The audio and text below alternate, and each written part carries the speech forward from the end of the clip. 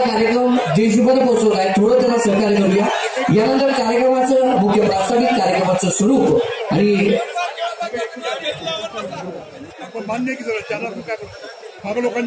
ज्या खेळाडूंनी जवानांनी आपल्या देहाचं बलिदान दिलं, आहुती दिली, आपलं रक्षण करण्यासाठी ते अहोरात्र जगतात, झगडतात आणि त्यांनी बलिदान दिलं, त्यांच्या हुतात्म्याला या ठिकाणी आपण पुष्प अर्पण करून खऱ्या अर्थाने भावना व्यक्त होतात। माननीय सर्वांचे लाडके मुख्यमंत्री पुष्प अर्पण केले जाते आणि त्यांच्याविषयी आपल्याला ज्या भावना आहेत त्या त्या ठिकाणी व्यक्त होतात।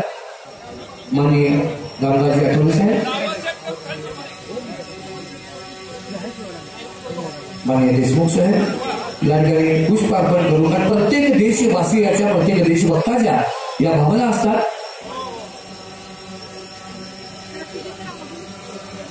हे जवान अहोरात्र सीमेवरती उभारून या स्वतंत्र भारतात सुरक्षितता नागरिकांना देण्याचं काम करत असतात आणि तेव्हा आपल्या कुटुंबाची कुठलीही तमा न वळता, कुठलाही प्रेम न आणता खऱ्या अर्थानं देशाचं रक्षण करतात। म्हणून त्यांच्याविषयी आपल्या भावना या खऱ्या अर्थानं असल्याच पाहिजेत आणि आपण त्या व्यक्त केल्या।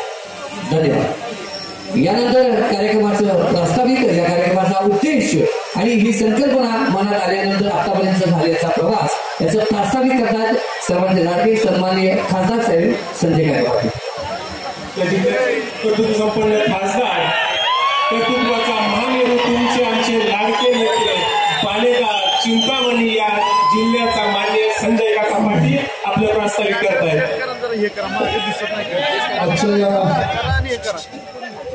अभूतपूर्व आणि ऐतिहासिक सोहळ्यासाठी उपस्थित असलेले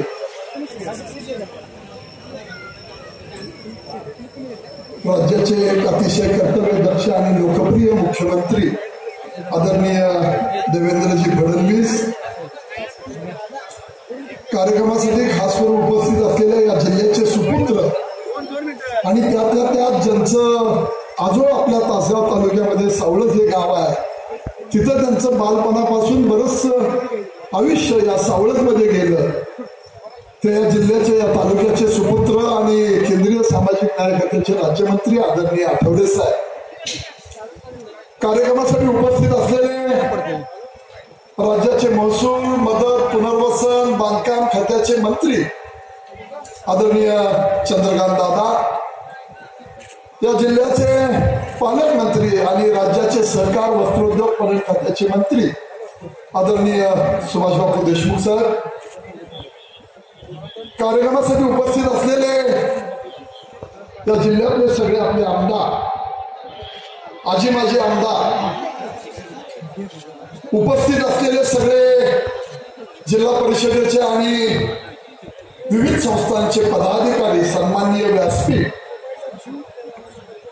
उपस्थित असलेले आपण सगळे या कार्यक्रमासाठी आलेले आपण सगळी वडीलधारी मंडळी, तरुण मित्र, बंधू भगिनींनो आणि पत्रकार मित्रांनो, हा अभूतपूर्व कार्यक्रम आहे, ऐतिहासिक कार्यक्रम आहे। देशामध्ये असं कधी घडलं नसेल की एका दिवशी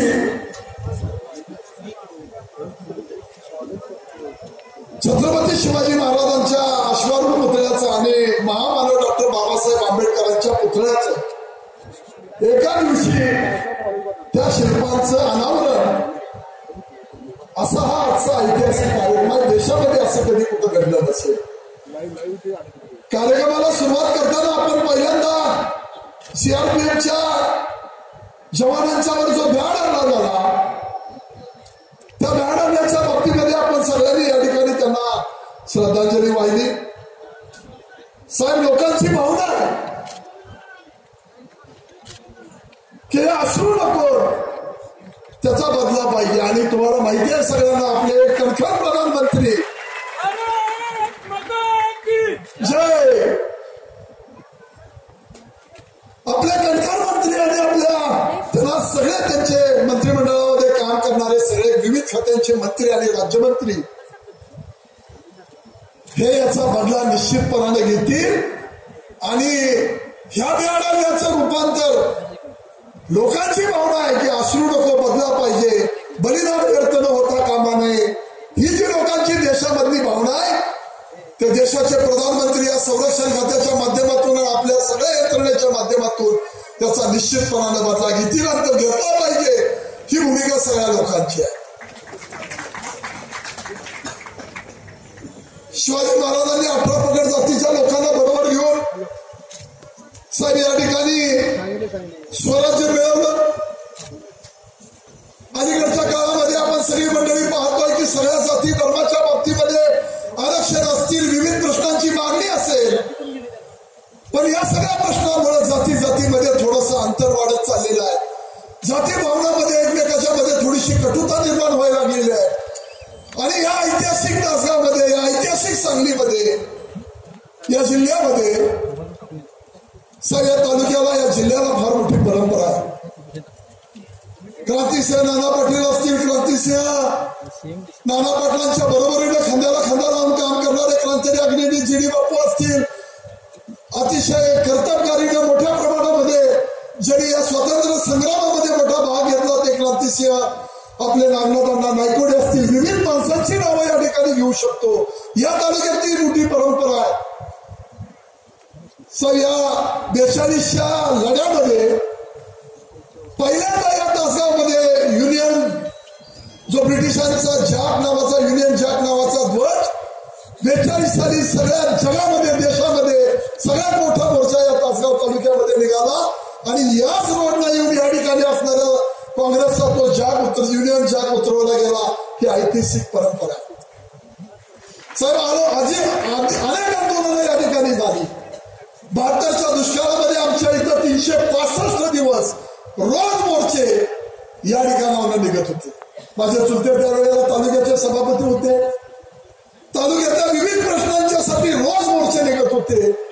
असा हा या पार्श्वभूमी असलेला हा सगळा आपला रस्ता आहे. त्यामुळं साहेब रस्त्यावर लोकांची दुरावस्था झाली. लोक उन्हात उभे, लोक त्याला साईडला लोकांना दिसत नाही. या बाजूला आपले दिव्यांगाचे लोक आहेत, या ठिकाणी सगळ्या महिला बसलेल्या आहेत. प्रचंड मोठ्या संख्येनं या कार्यक्रमासाठी ही सगळी 18 पगड जातीची माणसं, गुण्या गोविंदानं या जिल्ह्यामध्ये, या तालुक्यामध्ये, राज्यामध्ये राहणारी माणसं या ठिकाणी गुण्या गोविंदानं राहतात. साहेब आपण समोर पाहिला असेल सगळ्या विविध जाती धर्माचे जे ध्वज आहेत, भगवा, निळा, हिरवा, पिवळा, या सगळ्या ध्वज या ठिकाणी आपल्याला दिसून येतात. एका डांबावर ही सगळी उभारलेली आहे. सर या ठिकाणी लोकांना त्रास झाला, लोकांना त्रास होतोय, गावातल्या लोकांना झाला, बाहेरून येणाऱ्या लोकांना त्रास झाला. पण ही ऐतिहासिक पार्श्वभूमी आहे म्हणून या ठिकाणी गावातल्या लोकांची इच्छा होती आणि म्हणून या ठिकाणी आपण हा कार्यक्रम घेतला. पुतळे दोन्ही आपल्या समोर आहे, दोन्ही पुतळ्याच्या समोर हा कार्यक्रम झाला पाहिजे ही भूमिका या सगळ्या मंडळींची होती. म्हणून आपण या ठिकाणी हा कार्यक्रम घेतला. साहेब हा क्रांतिकारकांचा तालुका म्हणून ओळखला जातो. हे सर्कसवाल्यांचं तासगाव म्हणून ओळखला जातो. की एक वेळ अशी होती की साहेब या तालुक्यामध्ये 10 ते 12 सर्कस होत्या. माळी म्हणून आमचे होते, त्यांची फार मोठी सर्कस होती. त्याला फार मोठी पार्श्वभूमी आहे. सर परशुराम भाऊंचं तासगाव, पेशव्यांचे सरसेनापती म्हणून आमचे पटवर्धन या ठिकाणी होते. ते सर परशुराम भाऊ तो तासगावचा आहे, ते तासगावची मंडळी आहे, तो तासगावचा इतिहास आहे. सगळ्या या ठिकाणी अनेक शेतीमध्ये क्रांती करणारा म्हणून हा तालुका या ठिकाणी शेतकऱ्यांच्या बहादर क्रांतिकारकांना उभा राहिलेला हा तालुका आहे. साहेब गुण्या गोविंदानं सलोख्यानं राहणारी ही सगळी माणसं अलीकडच्या काळामध्ये देशातल्या राजकारणाच्या या विविध मागण्यामुळं त्याला जाती धर्माचे कलर आणण्याचं काम होते आणि एकमेकाच्या जाती धर्मामध्ये कटुता निर्माण होते. सर मी आपल्याला अतिशय मोठे धन्यवाद देतो की मराठा संक्रांती मोर्चे आपल्याला निघाले आणि इतक्या वर्षाची, गेले 40 वर्षाची जी मागणी होती ती साहेब तुम्ही मागणी पूर्ण केली. मराठा समाजाला या ठिकाणी आरक्षण दिलं. साहेब मुस्लिम समाजाची मागणी आहे, साहेब आमच्या इथल्या धनगर समाजाची मागणी आहे, तोही समाज आमच्या इथं मोठा आहे. त्यांच्याही मागणी बाबतीमध्ये साहेबांनी मागच इथं उल्लेख केला. उद्याच्या काळामध्ये साहेब त्यामध्ये योग्य ती पावलं उचलतील.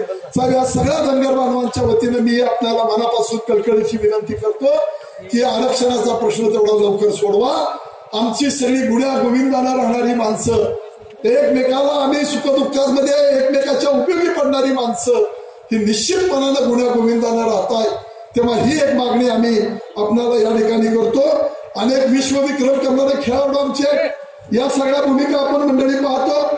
ज्या रस्त्यावरून आपण आज बसलेलो आहे त्या ठिकाणी 2 मोठे अश्वारूढ पुतळे उभारलेले आहेत. शिवाजी महाराजांचा आणि डॉक्टर महामानव डॉक्टर बाबासाहेब आंबेडकरांचा पुतळा आहे। हा ऐतिहासिक रस्ता आहे।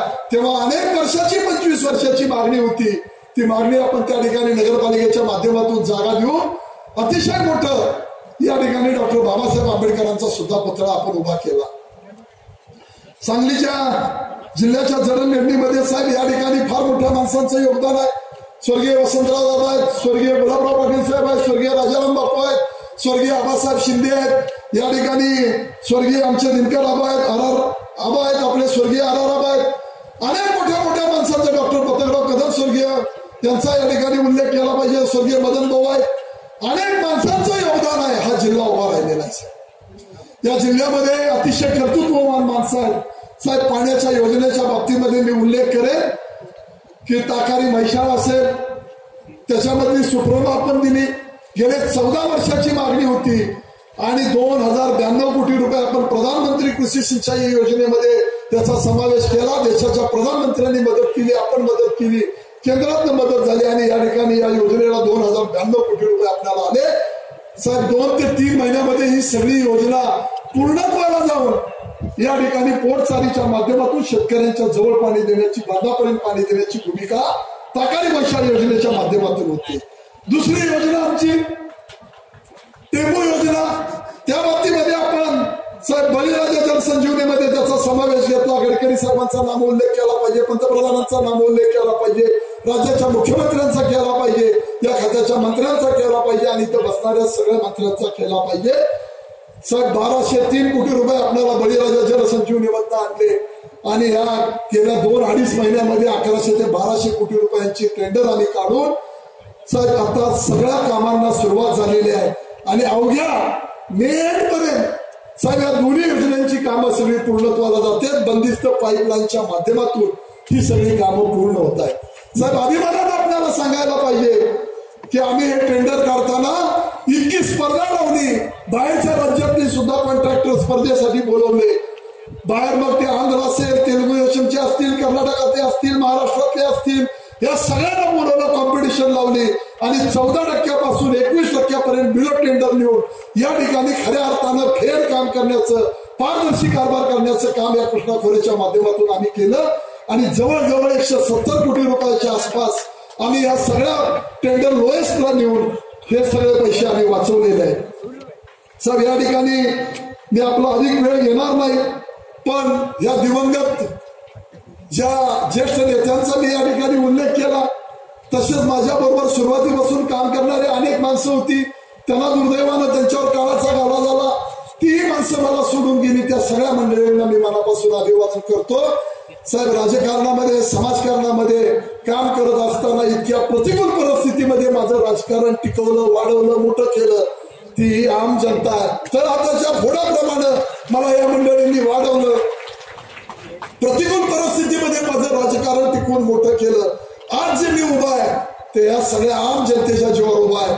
तुमच्यासारख्यांची निश्चितपणानं मला मदत झाली म्हणून ही सगळी कामं मला करता आली। मी माझं भाग्य समजतो की मी निमित्त का होईना या लोकांच्या प्रश्न सोडवण्यासाठी मग ताकारी, टेंबू, म्हैसाळ या बाबतीमध्ये आपणाला सगळे प्रश्न सोडवता आले साहेब। रेल्वेचं डबलीकरण करता आलं, ती जवळजवळ 4200 कोटी रुपयाची आपली योजना आहे। इलेक्ट्रिफिकेशन